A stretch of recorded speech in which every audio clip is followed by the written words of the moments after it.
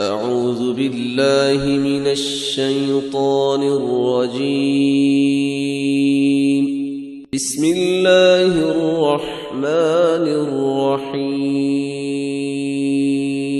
هل أتى على الإنسان حين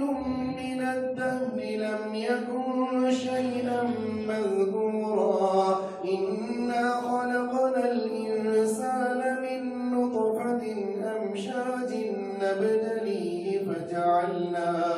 فجعلناه سميعا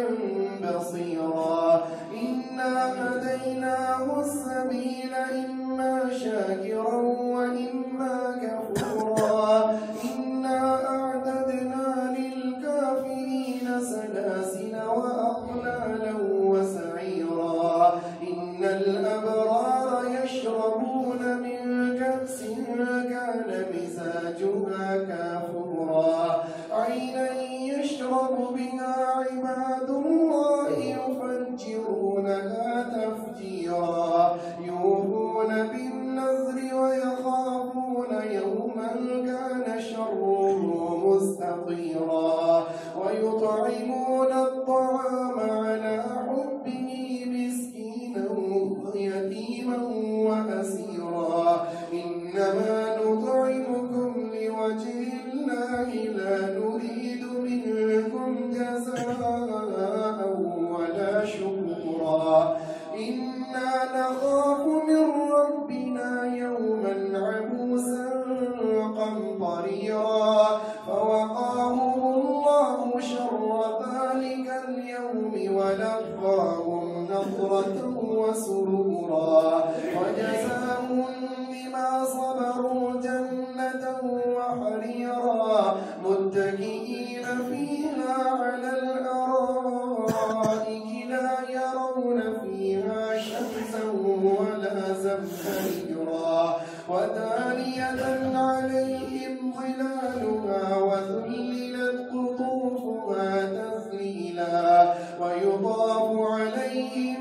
بآنية من فضة وأكواب كانت قوارير من فضة وقدروها تقديرا ويسقون فيها كأسا كان مزاجها زنجبيلا عينا فيها تسمى سلسبيلا ويطوف عليهم ولدان مخلدون إذا رأيتهم حسبتهم لؤلؤا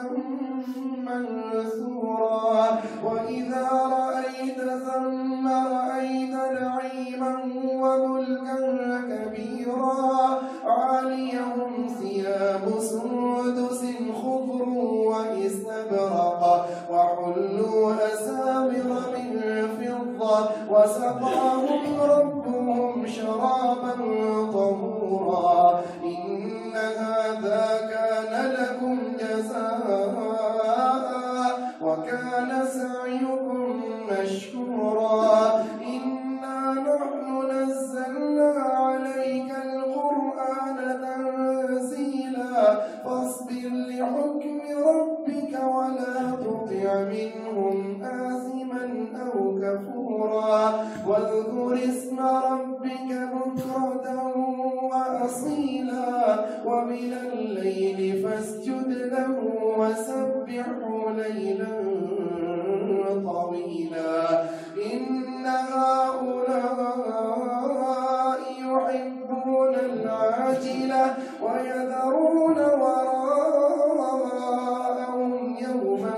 ثقيلا نحن خلقناهم وشددنا أسرهم وإذا شئنا بدلنا أمثالهم تبديلا إن هذه تذكرة فمن شاء اتخذ إلى ربه سبيلا وما تشاءون إلا